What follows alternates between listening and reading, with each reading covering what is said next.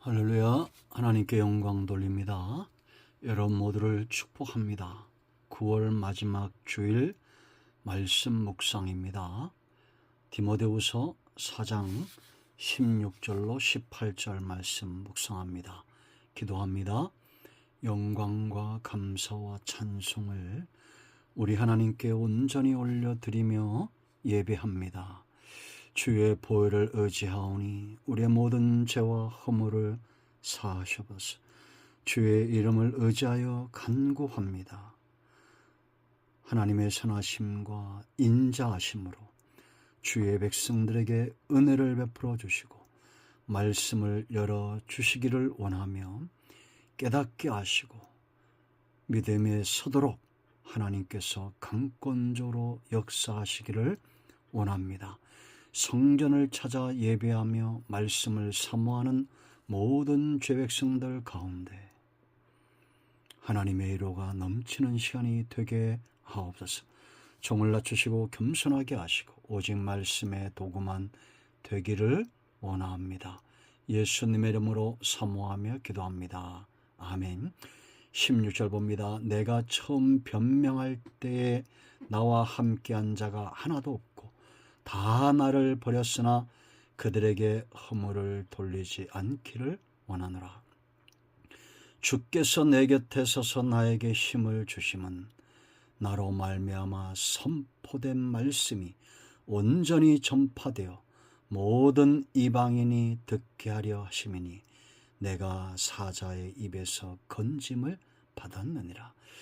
주께서 나를 모든 악한 일에서 건져내시고 또 그의 천국에 들어가도록 구원하시리니 그에게 영광이 세세 무궁토록 있을지어다. 아멘. 할렐루야. 오늘 저를 모두에게 주의 놀라우신 은혜와 응답이 함께 하시기를 축원드립니다. 자, 여러분, 하나님의 이름과 하나님의 속성과 하나 되는 것이 있습니다. 그와 마찬가지로 성도, 바로 저와 여러분, 마음으로 예수 그리스도를 구주로 영접하고 입으로 신하여 믿는 하나님의 백성들과 짝하는 것이 있습니다. 그것이 무엇인지 아십니까? 바로 영광입니다. 여호와, 야훼, 하나님, 짝하는 것 영광입니다. 하나님의 영광. 여러분, 바울의 삶이 가장 분명히 보여주는 것, 그가 하나님의 영광을 위하고 있다. 그가 삶으로 그의 서신에서 이 영광을 드러내죠. 시인합니다. 여러분, 구약의 아브라함의 삶에, 모세의 삶에, 우리 신앙의 선조들의 삶에, 이삭이나 야곱이나 신약의 바울이나 베드로나 12 제자들의 삶 가운데 분명히 드러나는 것이 무엇입니까? 그들이 하나님의 영광을 위하고 있다라는 겁니다. 여러분, 하나님께 영광이라는 단어가 먼 기억 속으로 사라져가면 안 됩니다. 언제 이 영광을 진심으로 원하고 노래하고 사모했는지 여러분 돌이켜 보십시오.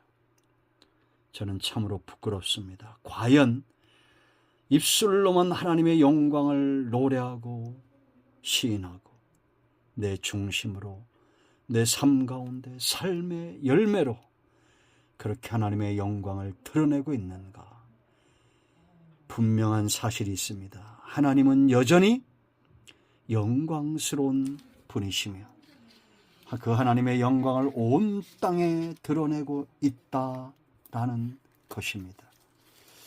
여러분, 시편 19편 우리가 잘 아는 말씀이죠. 1절 말씀부터 보면 하늘이 하나님의 영광을 선포한다. 다윗의 시입니다. 다윗은 하늘을 볼 때마다 하나님의 영광이 보였어요. 궁창이 그의 손으로 하신 일을 나타내는 도다. 우리가 하나님의 영광을 생각할 때 어떤 은혜도 내가 받은 어떤 은총도 그것뿐만 아니라 가장 기본적으로 하나님이 창조하신 것, 내가 비록 어려움 가운데 있고 대적 가운데 쫓긴다 할지라도 하나님은 여전히 온 우주 만물을 운행하고 있는 영광스러운 존재, 날은 날에게 말하고 밤은 밤에게 지식을 전하니. 여러분, 고요한 밤중에 깨어본 적이 있습니까? 천개가 움직이고 하루가 또 하루가 시작이 되는, 언어도 없고 말씀도 없으며 들리는 소리도 없으나 그 소리가 온 땅에 통하고, 이 눈이 열린 자입니다. 하나님의 일하심을 보는 자예요. 그의 말씀이 세상 끝까지 이르로다. 하나님이 해를 위하여 하늘에 장막을 베푸셨도다. 해는 그의 신방에서 나온 신랑 같고 그의 길을 달리기 기뻐하는 장사 같았어. 하늘이 끝에서 나와서 하늘 저 끝까지 운행하며 그의 열기에서 피할 자 없도다. 하나님의 일하심에 대해서 피할 자가 없다는 거죠. 해를 봐도 하늘을 봐도 궁창을 봐도 온 우주를 봐도 온통 하나님의 영광으로 가득 차 있습니다. 오늘도 동일한 해가 떠올랐습니다. 동일한 날들이 가고 또 새 하루가 시작이 되고 내일 또 하루가 시작이 될 겁니다. 무엇이 느껴지고 무엇이 보입니까? 하나님의 영광을 위하는 사람들의 삶의 특징이 있습니다. 그 첫 번째 뭐냐? 절대 빼앗길 수 없는 영광을 귀하게 여긴다라는 겁니다. 빼앗길 수 없는 영광. 자, 16절 보세요. 내가 처음 변명할 때 나와 함께한 자가 하나도 없고 다 나를 버렸으나 그들에게 허물을 돌리지 않기를 원하노라.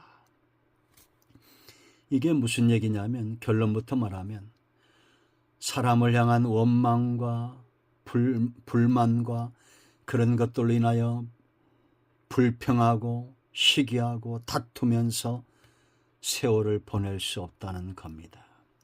세상에서 가장 가치 있는 인생은 하나님의 영광을 시기와 다툼과 원망과 불평으로 빼앗기지 않는 겁니다. 가장 어리석은 자는 시기와 다툼과 분노로 삶을 허비하는 거예요. 왜 우리가 하나님의 작품인 사람이 하나님의 영광을 노래하고 하나님과 더불어 살아가는 사람들이 왜 사람 때문에, 그들의 허물 때문에 그것을 탓하고 원망하며 그렇게 세월을 보냅니까? 참으로 어리석은 자입니다. 여기 나와 함께한 자가 없다는 것은 바울이 지금 재판을 받고 있잖아요. 이제는 감옥 가야 되잖아요. 그러면 바울이 죄가 없다는 것, 누군가는 한 사람이라도 일어나서 그를 변해주고 함께해야 되는데 다 도망갔다는 겁니다. 왜 그랬을까요? 그들은 로마 당국을 두려워했기 때문입니다. 바울처럼 감옥에 갇히는 것이 두려웠기 때문입니다. 그들의 믿음이 약한 연고죠. 그러나 여러분, 바울은 그들이 자기를 버렸다고 해서 원망하지 않습니다. 하나님께 영광 돌리는 사람은 사람들을 향해서 관용, 긍휼을 베풉니다. 그래서 여러분, 디모데전서 3장 3절에 뭐라고 말합니까? 술을 즐기지 아니하며 굿하지 아니하며, 그 다음에 그랬어요. 오직 관용하여 다투지 아니하며 그랬습니다. 이 감독자, 교회 지도자들은 이렇게 관용을 베풀어야 된다는 겁니다. 술에 취하지 않고 싸우지 않고 관용하고 다투지 않는 겁니다. 여러분들, 하나님의 영광을 위해 살고 계시죠? 그렇다면 사람들에게는 관용해야 됩니다. 하나님의 영광을 위하는 크고 놀라운 삶을 사는 사람들이 사람과 다툴 수 없습니다. 빼앗기지 마십시오. 내 마음에 다툼과 시기와 원망과 불평이 가득하면 영광을 빼앗깁니다. 하나님이 기뻐하는 삶과 멀어집니다. 건강을 잃는다 해도, 재물을 잃는다 해도 영광을 빼앗기지 말아야 됩니다. 모든 것을 다 버려두고 주님을 따랐던 제자들의 삶을 기억하십시오.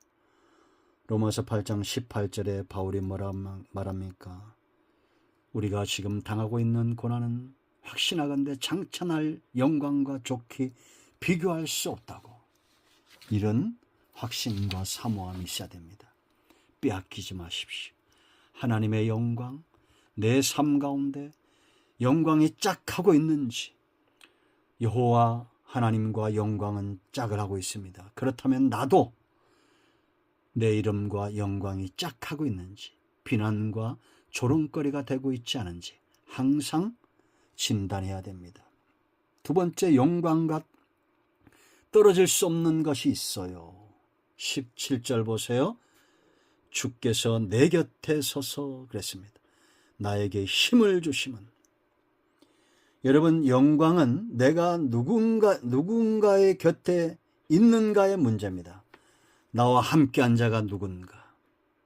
여러분들이 아마 대통령 옆에 있다면 사람들이 놀랄 것입니다.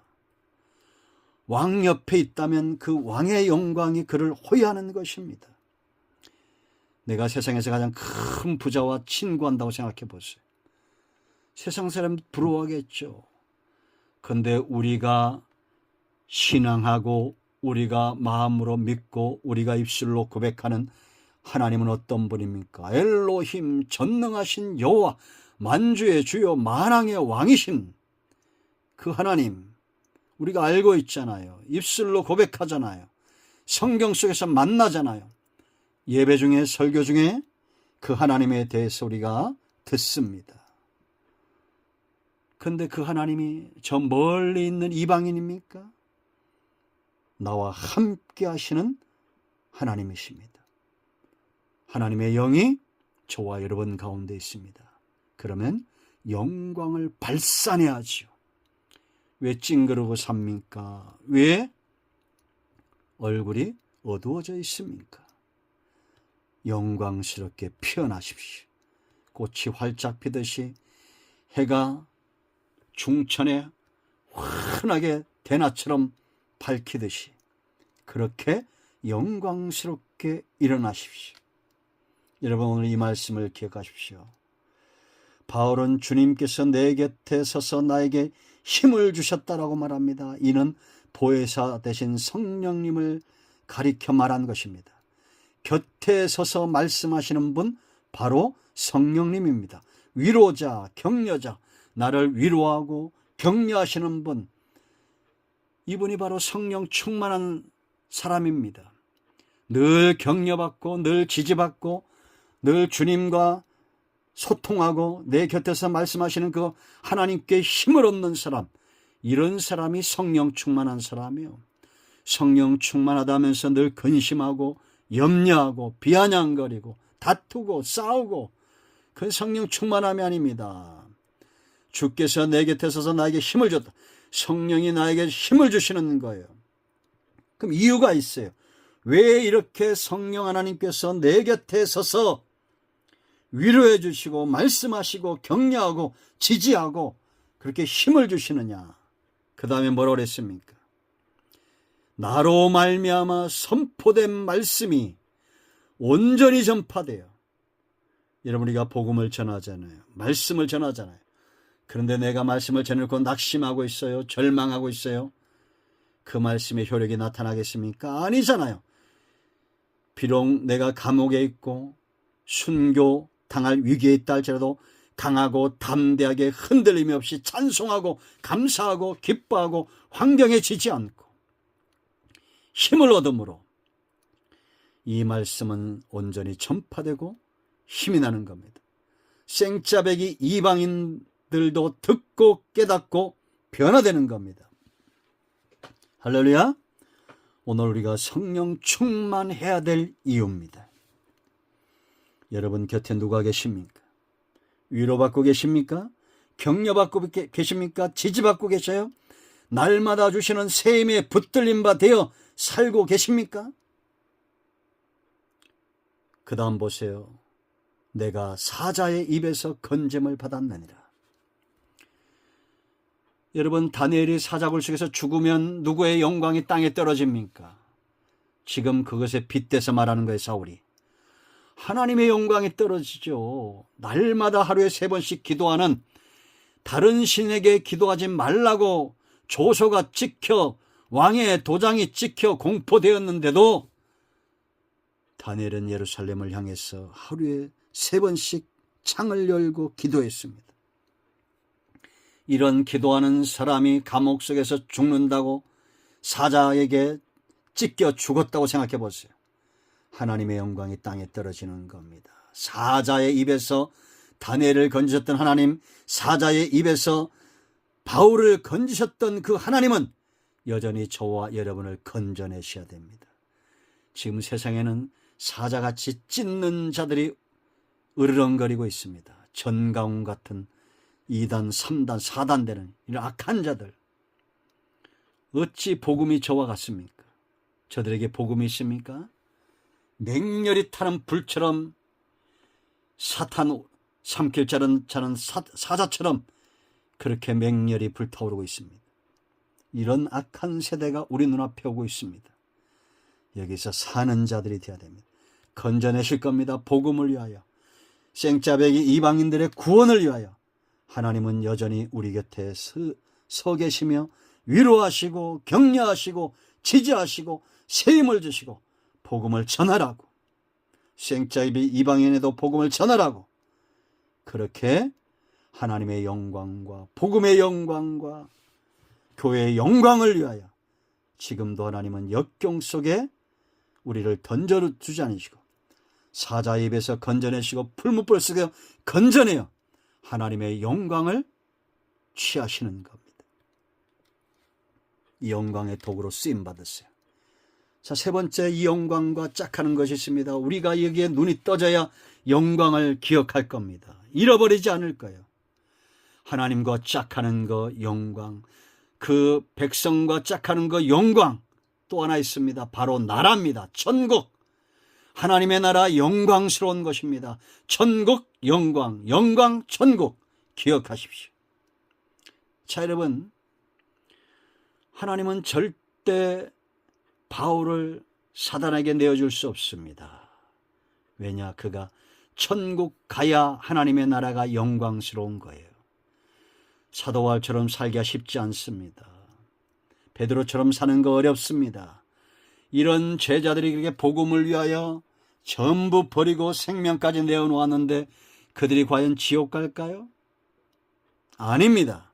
그래서 여러분 18절 보세요. 주께서 나를 모든 악한 일에서 건져내시고 왜? 또 그의 천국에 들어가도록 구원하시리니 그에게 영광이 세세무궁토록 있을지어다. 아멘. 백성이 많은 왕이 영광스러운 왕입니다. 그렇죠? 지금 세상 나라도 보세요. 앞으로 점점 인구가 많은 나라가 대국 소리를 듣는 시대가 올 겁니다. 지금도 그렇잖아요. 세상에서 가장 많은 국민을 거느린 나라 어디입니까? 하나님의 나라입니다. 영광스러운 거예요.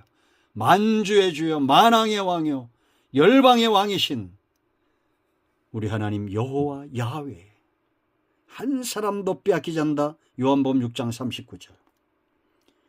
영광스러운 겁니다.